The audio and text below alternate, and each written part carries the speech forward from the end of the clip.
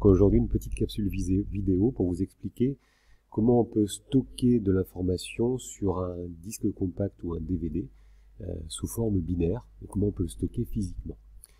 Alors un CD ou un DVD, vous l'avez déjà vu, possède deux faces. Sur la face inférieure du CD ou du DVD, on a des irisations qui sont dues à un phénomène de diffraction et à des phénomènes de diffraction et d'interférence, parce que sur la surface de ce CD ou ce DVD, il y a un ensemble de petits trous et de petites bosses qui vont faire interférer la lumière. Et on va voir que c'est sur ce principe que repose le principe de lecture sur un DVD ou un CD. Donc quand on regarde en fait un CD ou un DVD, la face inférieure possède 6 couches, une couche en plastique polymère, une couche protectrice, une couche en métal, donc rigide, et une couche en polycarbonate qui est un plastique transparent, à travers lequel on va pouvoir envoyer un faisceau laser qui va rebondir sur la couche en métal et revenir. Donc en fait, ce qu'on va voir, c'est ça, c'est-à-dire que on a un faisceau laser qui va être envoyé sur le disque dur et qui va revenir à la tête de lecture. Ce faisceau laser, on va le voir ici, déjà on sait que c'est un faisceau qui est actif, et en plus on va faire converger le faisceau à l'aide d'une lentille ici. Et on va voir que le principe de lecture est lié à cet ensemble de trous et de bosses. Alors on voit que comme il y a des trous et des bosses, on va pouvoir peut-être associer aux trous et aux bosses des 0 ou des 1. Donc on a déjà une forme de langage binaire. Et donc pour construire un disque compact, il suffit de creuser entre guillemets dans le disque compact. Alors si on regarde un petit peu plus précisément, donc en fait le principe ça va être d'envoyer un faisceau laser sur le disque,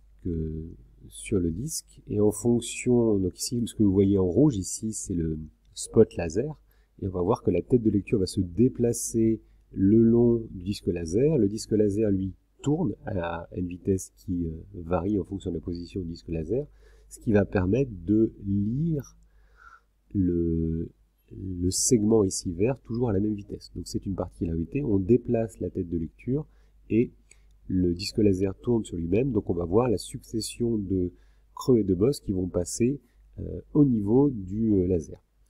Donc comment fonctionne un peu plus précisément le laser? Donc on voit ici le CD qui tourne, et puis on voit la succession de creux et de bosses qui défilent devant le laser. Donc le laser en fait envoie une impulsion laser, avec ici on a convergence du faisceau laser avec la lentille, puis on a une réflexion et on passe sur une lame semi-réfléchissante qui va permettre au faisceau lumineux qui revient d'arriver vers une photodiode qui va détecter le signal lumineux. Comment ça fonctionne plus précisément? Donc le faisceau laser envoie des ondes. Ici les ondes ont été représentées sous leur forme en fait usuelle, on a une représentation spatiale avec donc on arrive à voir la longueur d'onde de ces faisceaux. Et donc en fonction de l'endroit où va arriver le faisceau laser, on va avoir une partie des faisceaux qui va soit tous les faisceaux laser arrivent au même moment sur la surface réfléchissante, soit comme ici par exemple, une partie des faisceaux va parcourir une plus grande distance que l'autre partie des faisceaux. Comme la surface est réfléchissante, on va avoir donc des ondes réfléchies. Et si on regarde les ondes réfléchies, qu'est-ce qui se passe ici? Comme la lumière n'a pas parcouru la même distance, on peut observer que les ondes réfléchies, donc qui sont reflétées sur le CD, ici, sont en position de déphasage. Et donc on va avoir un phénomène d'interférence et un phénomène d'interférence destructive. Donc on va avoir une intensité du faisceau lumineux qui va être faible. Si par contre on se situe dans un creux par exemple, on va avoir donc les faisceaux réfléchis qui sont en phase, et donc on va avoir une intensité réfléchie qui va être plus importante. Donc si on regarde, à chaque fois qu'on passe dans un creux ou dans une bosse, au moment du passage, on passe d'interférence constructive à interférence destructive, et donc l'intensité lumineuse du faisceau est faible, importante, faible, importante, et donc on va pouvoir associer à ces changements d'intensité des nombres binaires 0 ou 1.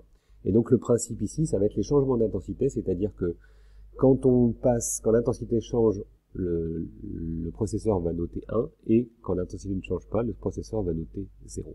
Donc le principe de fonctionnement du CD repose sur un phénomène d'interférence que vous avez vu au début de l'année. Dernière chose, pourquoi il y a des CD, des DVD, des Blu-ray? Alors ça vous allez faire sur un exercice. Mais en fait, quand on utilise, selon le faisceau lumineux qu'on utilise, Comme on va faire converger ce faisceau lumineux avec une lentille, on va avoir un phénomène de diffraction, puisqu'on rencontre un obstacle. Et ce phénomène de diffraction va être à l'origine de la taille du faisceau lumineux, qui n'est pas ponctuel, mais il y a donc une tâche. Et cette tâche sera d'autant plus grande que la longueur d'onde utilisée sera importante, et d'autant plus petite que la longueur d'onde utilisée sera faible, puisque, nous l'avons vu, la relation de diffraction est inversement proportionnelle. Donc la tâche de diffraction est inversement proportionnelle à la longueur d'onde du faisceau incident. On retient donc, le principe de fonctionnement d'un DVD repose sur un phénomène d'interférence, les limitations de stockage reposent sur des phénomènes de diffraction.